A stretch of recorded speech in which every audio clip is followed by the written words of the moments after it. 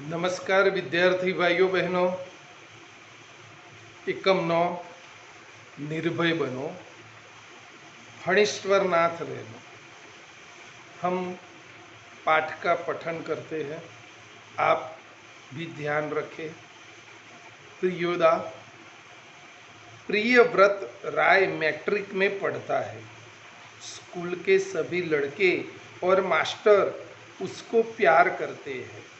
School ही नहीं, उस छोटे से कस्बे में उसको प्रायः सभी जानते हैं। हर रविवार की सुबह बगल में झोली लटकाकर सन्यासी आश्रम के लिए मुठिया वसूलने निकलता है, कभी अकेला, कभी साथियों के साथ। स्कूल का कोई छात्र या शिक्षक बीमार पड़ा कि प्रियोदा अपनी टोली के साथ उसके घर पर हाजिर।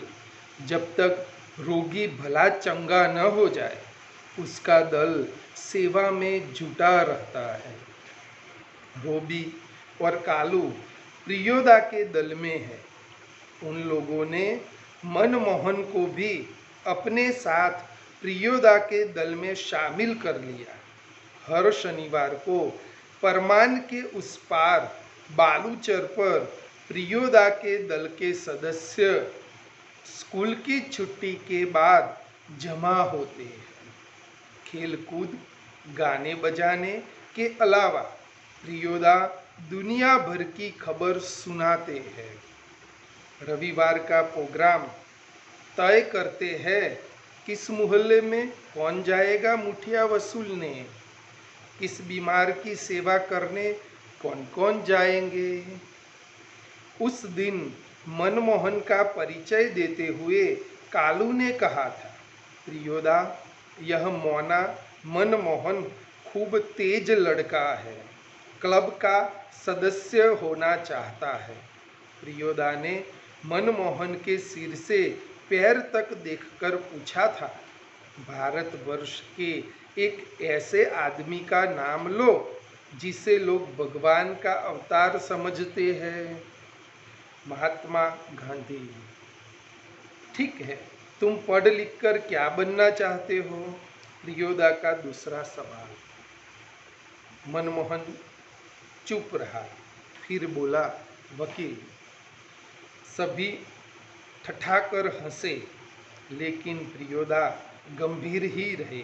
बोले, ठीक है, बीमार लोगों की सेवा करना जानते हो? सीख लेंगे। शाबाश। यदि रोगी हैजा से पीड़ित हो? मनमोहन चुप रहा, क्योंकि हैजा के नाम से ही उसे डर लगने लगता है। गाना जानते हो? जी। तैरना? जी नहीं। प्रियोदा ने सूर्य नारायण नामक सदस्य से कहा, सूरज मोना तैरना नहीं जानता, सीख जाएगा। एक दिन उठाकर पानी में फेंक दूंगा, खुद तैरने लगेगा। सभी हंसे।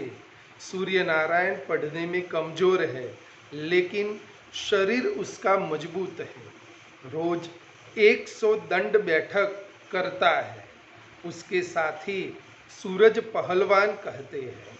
उसको दल के सदस्यों को तैरना सिखलाना उसी का काम है। उस दिन सभी ने नए सदस्य मोना यानी मनमोहन से गीत सुनने की इच्छा प्रकट की। मनमोहन पहले लजाया, किंतु जब प्रियोदा ने आग्रह किया तो उसने खखार कर गला साफ किया। कौन गीत गाए वह? उसने शुरू किया, राम रहीम न जुदा करो भाई, दिल को सच्चा रखना जी। गीत समाप्त होने के बाद प्रियोदा बोले, वाह, बहुत मीठा गला है तुम्हारा। कालू, तुम प्रभात फेरी वाले दोनों गीत मोना को सिखा देना। सूरज पश्चिम की ओर झुक गया। बालूचर पर लाली उतर आई। परमान की धारा पर डूबते हुए सूरज की अंतिम किरण झिलमिलाई। पखेरु दल बांधकर बांस बन की ओर लौटने लगे। प्रियोदा के दल के सभी सदस्य पंक्ति बांधकर लौटे। पुल के पास एक गाड़ीवान तन्मय होकर गीत गा रहा था। भोला गरीबक दिन पहिया, हरब भोला गरीबक दिन। सूरज ने भी उसी सुर में सुर मिलाकर गाना शुरू किया। एक टाझे लोटा छल, बेटा छल तीन पनिया, पीबेत काल लोटा लेलक छिनी। कृत्यानंद झा ने कहा, विद्यापति की लाचारी है। लाचारी? लाचारी। टंठाए। बालूचर के उस पार से किसी ने फायर किया। एक पखेरु बालू पर गिरकर छटपटाने लगा। उसका जोड़ा विकल होकर बहुत देर तक रोता रहा।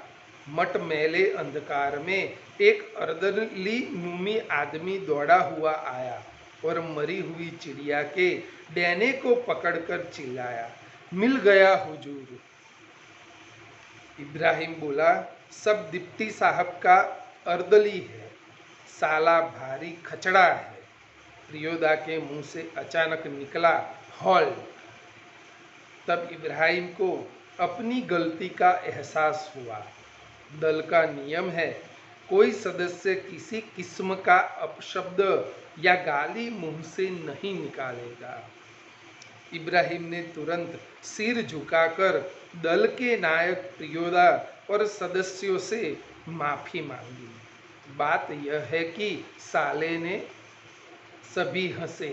प्रियोदा ने गंभीर होकर कहा, इब्राहिम, यह तुम्हारी 8वीं गलती है।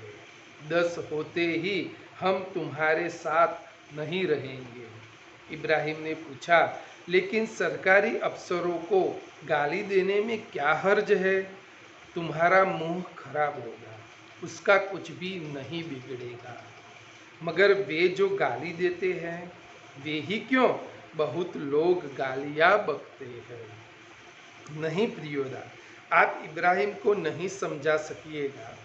वह महीना बात देरी से बुझता है, मैं समझा देता हूँ। देखो इब्राहिम, यदि क्लब का मेंबर रहना है तो इसके रूल्स को मानना होगा।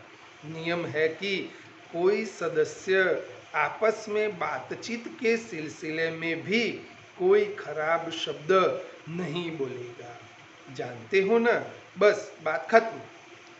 सहु आइन धर्मशाला के पास आकर सभी एक दूसरे से विदाई ली। कालू ने कहा, मोना, तू रास्ते में डरेगा, मैं जानता हूँ। चल, मैं पहुंचा दूँ। प्रियोदा ने कहा, मोना डरता है, मैं उसे पहुंचा दूंगा, तू घर जा कालू। रास्ते में प्रियोदा चुप रहे। एक सुनी जगह पर आकर रुक गए। सड़क के दोनों ओर बड़े बड़े पीपल के पेड़, दोनों ओर बहुत दूर तक खंडहर और मैदान। पास के एक उजड़े हुए मकान की ओर इशारा कर प्रियोदा ने कहा, जानते हो, इस घर में कभी मुर्दों की चीर फाड़ होती थी। पोस्टमार्टम हाउस था यह। इसीलिए लोगों को डर है कि आसपास के पेड़ों पर भूत पिशाच किल किल करते रहते हैं। मैदान में प्रेतनियां नाचती है, संतालियों की तरह झुंड बांधकर। क्यों डरने लगा? अकेले यहाँ आ सकते हो? जी नहीं। प्रियोदा हंसे, बोले, देख मोना, भूत प्रेत ऐसे आदमी को कभी नहीं तंग करता जो 10 काम करता हो। तुम्हारी उम्र में मैं भी डरता था। मेरे गुरु महाजन ने मुझसे हंसकर कहा कि 10 का काम करने वाला तो खुद भूत होता है, उसको भूत क्या कर सकता है। चलो शुरू करो। तो वह गाना राम रहीम ना, मनमोहन गाने लगा, राम रहीम ना जुदा करो भाई, दिल को सच्चा रखना जी। विद्यार्थी भाइयों बहनों, यहाँ हमने पाठ का पठन किया। मैंने जिस तरह पाठ का पठन किया वैसे ही आपको मुंह से बोलकर आपको यह पाठ को पढ़ना है। उसके उच्चार आदि बातों पर ध्यान रखकर जुड़ाक्षरों की गलती न हो, इस तरह से आपको यह पठन करना है। आगे यह पाठ को मैं आगे के तास में समझाऊंगा।